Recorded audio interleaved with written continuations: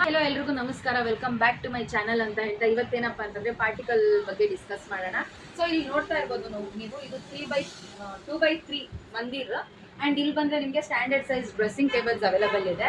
And ಇಲ್ಲಿ 2x3 office table, 2x4 office table and ಇದು 4x6 cupboard ಆಗಿರುತ್ತೆ with dressing ಬರುತ್ತೆ. ಇಲ್ಲಿ ಮಿರರ್ ಬರುತ್ತೆ ನಿಮಗೆ. ಅಂಡ್ ಇದು ಬಂದು 3x6 ಕಬೋರ್ಡ್ ಆಗಿರುತ್ತೆ. ಓಪನ್ ಮಾಡಿದ್ರೆ ಈ ತರ ಕಾಣುತ್ತೆ ನಿಮಗೆ. ಆ್ಯಂಡ್ ನಮ್ಮಲ್ಲಿ ಎಲ್ಲ ಥರದ ಸ್ಟ್ಯಾಂಡರ್ಡ್ ಐಟಮ್ಸು ನಿಮಗೆ ರೆಡಿ ಸಿಗುತ್ತೆ. ಸೊ ಕಸ್ಟಮೈಸೇಷನ್ಸ್ ಬೇಕು ಅಂದರೂ ಅವೈಲೇಬಲ್ ಇದೆ.